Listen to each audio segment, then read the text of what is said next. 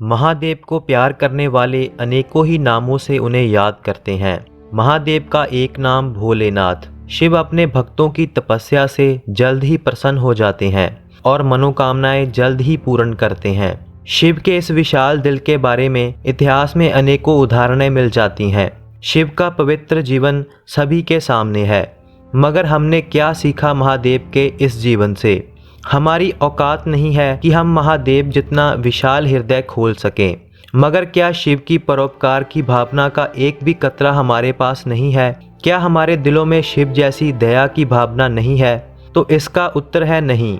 हम लोगों में से कुछ ही लोगों के दिलों में दया की भावना है और वही महादेव के सच्चे भक्त कहलाते हैं।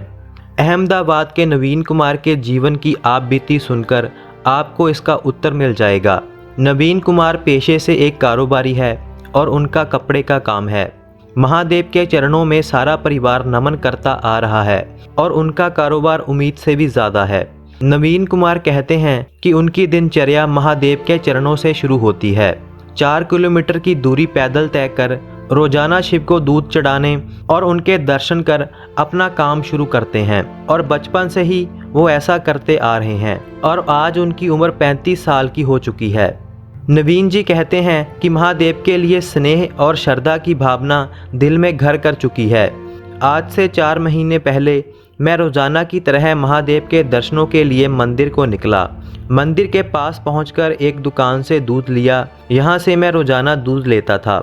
मैं रोजाना देखता था कि एक आदमी जो देखने में बहुत गरीब लगता था, उसी दुकान के बाहर बैठकर सब कुछ देखता रहता था, मगर कभी भी उसने कुछ मांगा नहीं, क्योंकि मुझे भीख मांगने वालों से नफरत थी।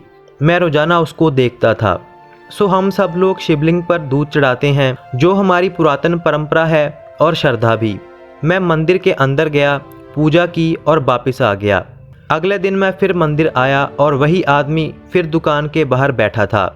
मैंने दूध लिया और मंदिर की तरफ बढ़ा तो वह आदमी उठकर मेरे पास आया और बोला कि मुझे दूध चाहिए, यह दूध मुझे दे सकते हो? मुझे एकदम से गुस्सा आया।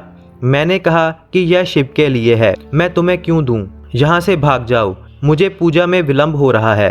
तो वह आदमी बिना कुछ कहे वहाँ से चला गया। अगले दिन फिर उसने ऐसा ही किया, मगर मैंने उसे भगा दिया। जब चौथे दिन भी उसने ऐसा ही किया तो मैंने उसे बहुत बुरा भला कह दिया। अंत वह मुस्कुराकर वहाँ से यह कहकर चल दिया कि मैं भी शिव के लिए ही दूध मांग रहा था। मैंने उसे इग्नोर किया और वहाँ से चल दिया। मगर जब मैंने मंदिर में प्रवेश किया तो क्या देखता हूँ कि दूध तो काला हो चुका था। मुझे कुछ भी समझ नहीं आया।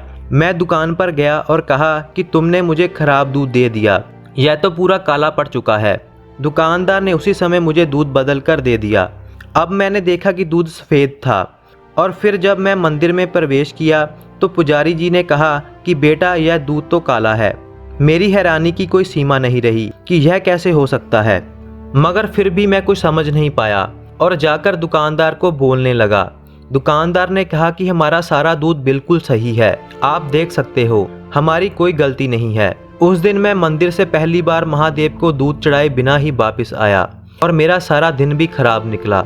दूसरे दिन मैंने अलग दुकान से दूध लिया और मंदिर गया, मगर दूध फिर काला पड़ गया और फिर मुझे ऐसे ही वापस आना पड़ा। हर रोज ऐसे होने लगा और मेरे जीवन का समय भी खराब चलने लगा था, कारोबार भी नीचे जाने लगा था।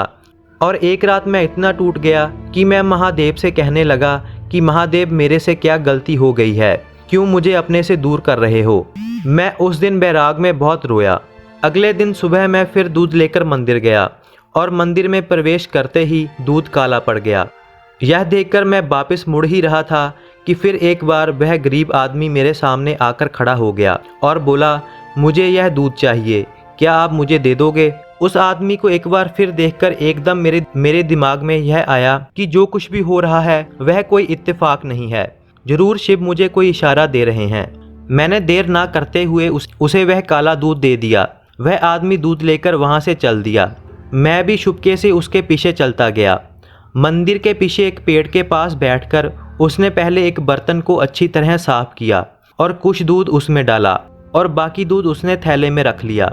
बर्तन में दूध लेकर वह पहले मंदिर आया और शिव को चढ़ाने के लिए पुजारी जी को दे दिया।